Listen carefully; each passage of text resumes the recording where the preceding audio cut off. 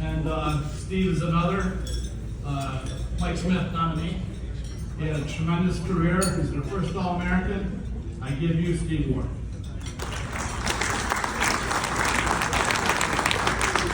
Before I let him start, his poster is on the other side of that wall near Brian. I urge you to look at that poster because the lower pictures, he looks like an outlaw bandit from the Wild West. And now look, he looks like, look, man, look at those pictures. There you go. Thank you, Renee. The funny part about that picture is the one on the left isn't me. You go into Hockey DB and you type my name in, John Rene Logier's picture comes up. If you type in his name, my picture comes up. My name is Steve Warr, and I truly am a hockey junkie, but it's not my fault. I blame it on my parents, Herb and Glad. I was always sports encouraged at a young age. My mother said I was born skating and talking and only got better at both. And I know she was exaggerating about the skating part.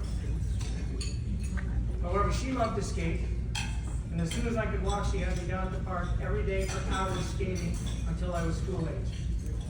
My dad was on the executive of the Peterborough Petes, that's a junior club in Peterborough, Ontario, for 35 years, and 10 years before that, in the minor hockey player.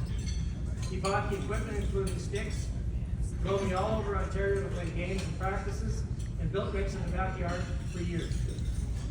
He was strong-willed and loved to win, but he hated to lose, and I got that trait from him. I also blame several of my minor hockey coaches. They made playing, learning, and fun. They gave me the fundamentals to build on and encouraged me to be creative. If you weren't trying something new, they'd say in practice, you weren't getting any better. But they also said red line, blue line, and laps were character builders. And carrying your equipment to and from practice was exercise. They fueled the passion I was now experiencing. By my last year in Peterborough, I couldn't get enough hockey. I was on the ice 13 times a week playing or practicing with 5 different teams. I imagined I was Doug Harvey or Bobby Bond scoring the final goal in the Stanley Cup. Dennis Plotkin hadn't arrived yet. You need several things to be good at hockey, including support, talent, and desire. I could see myself playing for the Peterborough Petes and moving on to the NHL and retiring a rich man. Mind you, they were getting paid about $40,000 a year then. 1 year today, and it'd be their whole career. The twist in that story came when I was offered a chance to go to Potsdam and play hockey and lacrosse for Clarkson University. It would be my first time to leave the country for a new adventure.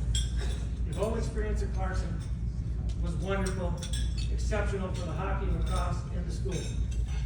Even though college players were not very well thought of at the time, I did get a chance to play pro in the World Hockey Association for the Ottawa Nationals. Unfortunately, life threw me a curve and health issues forced me to retire from the game I loved at 24. Roger Nielsen once said that coaches need to be able to motivate, communicate, and inspire. I wanted to stay involved, and I thought coaching's the answer for me. The first game I coached was a disaster. I had 3 weeks to get ready. Game day came. There were skates to be skied, sticks to be taped and cut off, socks to tape up, helmets to adjust, and that was before the game even started. I gave the pregame speech and we hit the ice. I looked up from the bench and we had 2 kids over the glass trying to get hold of their parents. Goalie was skating circles around the net, and 2 guys were fighting in center ice to see who was going to take the face off. The referee finally dropped the puck and it was utter chaos. There were 10 players surrounding the referee all whacking at the puck, and one of them was my goalie. What have I got myself into, I said. Then the kids come back and yell, "This is so much fun, I got to touch the puck, coach." That kid was Craig Conroy. He was also one of the ones wrestling at center ice. At that moment, I knew I was hooked, and 50 years later, I'm still hooked. I still get excited to go to practices and games. No successful coach does it alone. You must have great support system, kids who love hockey and are coachable, and parents who are supportive, and all these parts work together. I didn't know how to articulate the next part. My wife's involved in this journey, so I had her write this part. Certainly my story would never have happened without the love and support of my wife, Kathy.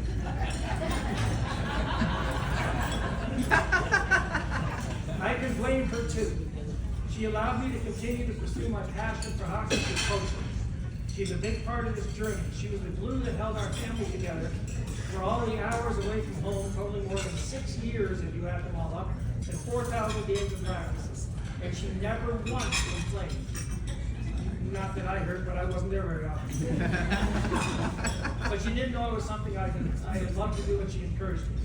I'm fortunate today to have my children here, Kristen, Ryan, and Josh. I've coached them for years, and it was very rewarding. I'm also lucky enough to be coaching my grandson Parker, who's here today. He probably had no choice being in this family if he had to play hockey. I'm also fortunate to have one of my good friends here today, Billy O'Flaherty and his wife Patty. Billy was a teammate of mine at Clarkson. He was a coach and athletic director at Clarkson, and a longtime pro stud for many years. He is also a hockey junkie. There's a contingent here from Clarkson who came all the way to lend their support, and I appreciate it. One of them is J.F. Gould. If the last name is familiar, it's because his father is Ray-Jean Gould, a longtime member of the Montreal Canadiens. J.F. is currently making his own mark in hockey through coaching.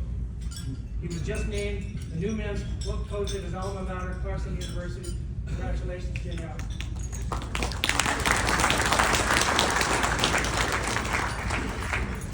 I don't know if I belong with this group being inducted today. However, I do know that longevity counts. And I've been involved in hockey for over 70 years as a player, coach, and mentor.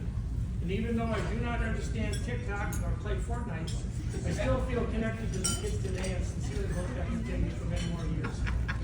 Everything I've accomplished in this life is because of decisions I made regarding hockey. One big decision comes to Potsdam, New York, a wonderful place to be, and Clarkson College in August of 1968. And as that journey led me here, I'm deeply appreciative. Congratulations to the other inductees. Your body of work is outstanding. I'm happy to join other North Country representatives in Dennis Hall to include Steve Briggs and today Mark Taylor and Lindsay Charlevoix LaSalle. Also Clarkson alums Mike Smith, Dave Gray, Dave Taylor, and Craig Conroy. Thank you to Renee LaRue, Mike Smith, and Steve Yannickas for this great honor. Today I'm truly blessed. I got one quick story. And this is the reason I probably became a coach. I was playing for the Ottawa Nationals in 1972-73. My playing partner and I decided to go to a 67s game because we heard this was an outstanding defenseman playing there who was lighting up the league. Well, we went to the game, and Dennis Potsdam lit up the league. He lit up the game. As we were walking out, my partner said to me, "We better quit. He's way better than we are." Thank you very much.